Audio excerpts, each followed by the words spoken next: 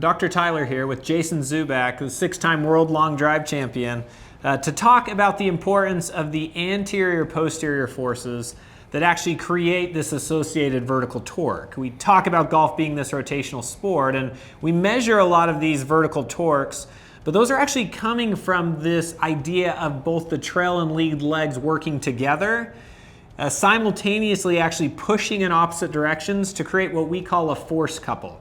And that's basically where we can utilize that trail leg, and as the trail leg creates force in one direction, the lead leg will create force in the different direction, but together they create a really nice, powerful vertical torque that can create a lot of strong rotation in the golf swing. Now, when we step into that, there's a few key things we want to look at in terms of how these are working together, and there's actually a lot to unpack with this. So I'm going to first start with just the first one, which is the actual peaking of these individual trail and lead leg forces. In an ideal world, we see these forces peaking at the same time. And they would peak around kind of somewhere between transition of the swing on the way down and around kind of arm parallel in the downswing. Does that tend to be what you see? Yeah, like from our TPI data, looking at the fastest and the best players in the world, Tyler, what we see is, at the top of the swing to somewhere around where that lead arm is parallel with the ground. And we, somewhere in there, because there's some individuality to that as well. Sure. And then when we see, if we take an average of the timing with the PGA Tour players, we see almost the simultaneous action of those peaking at the same time. It's, within, 2/100ths of a second, like right? Bam Bam. Yeah, Right, so very quick. Perhaps that trail peaking just a tick earlier than the lead. It's just from the nature of it, but essentially occurring at the same time to produce that powerful force couple. And this is one, again, what we're looking at on the graph here is actually, you can see that the red or the trail leg is a positive reaction force, which actually means the player is pushing kind of away from the ball, which leads to a ground reaction force that's pointed towards the ball. Now the blue is going to be negative. That's coming from our lead leg, and that's actually going to be the player pushing really hard towards the ball with the reaction force that's pointed away from the ball. I actually like this kind of down the line 3D view here, because you actually start to get a really good understanding of kind of how these are kind of oriented opposite of each other to create that nice force couple. Now this was actually a player who was a little bit low in these values. They weren't quite syncing up together. You can see that that trail leg is peaking quite a bit before that lead leg, and so we're not getting exactly maybe the synergy of those two things working together. And a big part of this, and I like to always point out this, is line of pressure and points of application, because that is so important when we're talking about vertical torque and anterior-posterior forces, where what you can see is if we look at this kind of line of pressure here, you can see actually how flat this line of pressure is, right? Somewhere in 1 or 2 degrees. And that's coming from the fact that her points of application on the individual feet, both the trail red and lead blue, are both way up towards the balls of the feet, right? In areas where we really want her to sink a little bit back further into that trail midfoot towards the heel, right? And that's going to create that powerful move. It'll create a steeper line of pressure, and then when we finish off the swing, we can go from maybe a positive 7 or 8 to a negative 7 or 8 in that swing and create that really nice flip, force couple, really powerful vertical torque. Right, and that point of application of that force is imperative in that for us to have the ability to produce the most force that we can produce. So it has to be coming from that point of application. It has to be precise, and that gives the player the most chance at producing, the best AP forces. But then translating that to vertical torque around the vertical axis. Now, again, when we have players who are struggling with, they just can't quite sync those things up together, and they don't have the correct point of application. We just know we need to get them better anterior-posterior forces for that increase and better timing and magnitude of the vertical torque, right? Again, assuming that this player can move well, they have that proper stuff, that we always want to make sure that they're healthy enough to do these things, right? Let's look at a progression that you would take someone through to improve the way that they'd utilize these forces.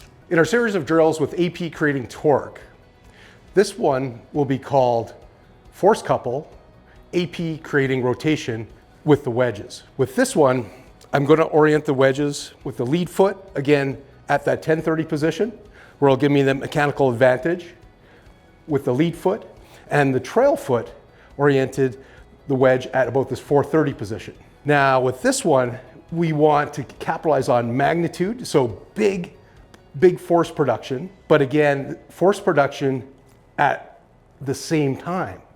So again, we want this big force production. We want to kind of cue this at transition where I have a big push at 1030, so down and forward, and down and rearward with the trail at the same time to produce the biggest AP forces that can translate into our vertical torque. Now let's take a look at what this one looks like.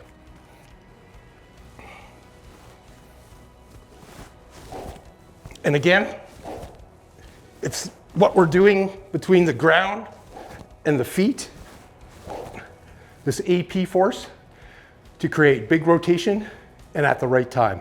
This one is force couple, AP creating rotation with the force pedal. With this one, we'll have our player take their normal stance. I want to take orange force pedal, put that slightly towards the heel in the center of the trail foot. I'm going to take yellow force pedal and put that under the ball of the lead foot. And this will give us an exact point of application of our AP forces.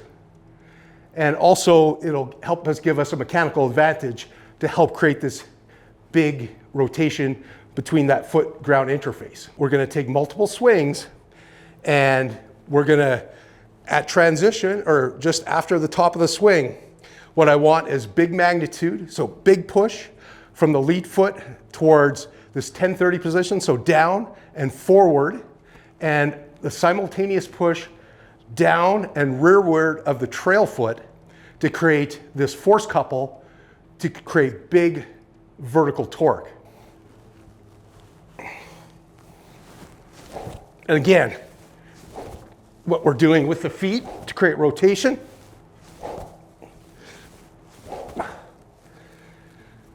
is going to help us create that vertical torque. And again, 5 to 8 repetitions of this one.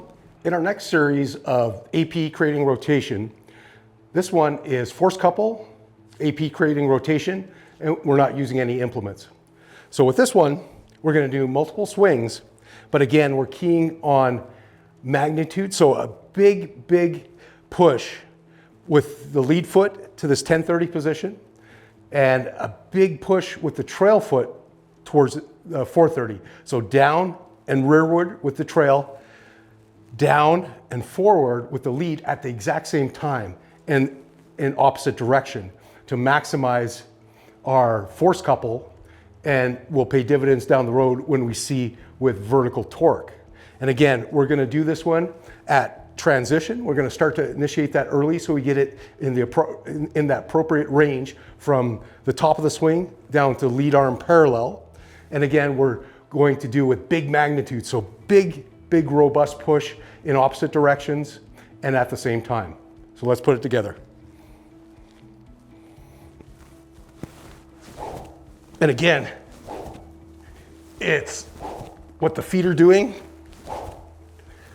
at that foot ground interface, that AP push at the same time with good magnitude to maximize vertical torque. In our next progression with AP creating rotation, this one is force couple, AP creating rotation, isometrically resisted at P5 or lead arm parallel to the ground. So it's a lot to unpack, but I'm going to have resistance. So I'm not going to be moving in this one like a golf swing, but what I'm going to be keying on is the exact position where I'm applying maximum AP force to create maximum rotation, but also from the right location. I'm using force pedal, orange force pedal, center of the trail foot towards the heel. I have yellow force pedal, ball of the lead foot. And when I'm at this P5 position or lead arm parallel, I'm pushing aggressively down to the ground. And with the lead foot, I'm pushing to the 1030 position. Trail foot, I'm pushing to 430 at the same time with big magnitude. And Dr. Tyler will help me with this one to resist me. Depending on the strength of the player, we can change the resistance of the band. So Dr. Tyler. What about the strength of the resistor? Well, that's another one too. Right? Okay. So if we get Dr. Tyler here, He's going to take me to P5 position. Now I'm pushing aggressively down on the force pedal, but at the same time, and to that 1030 position with the lead foot and the 430 position with the trail. And again, try to hold that for about 2 to 3 seconds. Do about 5 cycles of that. And that gets them feeling big magnitude, the correct position of producing that force, and at the right time, which would be just before or about that lead arm parallel position. All right, so we just finished that awesome progression, Jason, walking through the importance of creating that powerful force couple, right? Those 2 feet working in conjunction with each other, right? Trail foot pushing away from the target, lead foot pushing towards the target, right point of application, that's so key, and at the right timing so they can kind of work together in that powerful force couple to create those largest torques. So awesome drill progression on that stuff. Yeah, great stuff, Tyler. In that, we need that precise position where we have that point of application, right? And when we do it at the right time, sort of right around that, anywhere, when we apply that from the top of the swing to that lead arm parallel position, that's the right timing of that one. And then again, maximizing magnitude, right?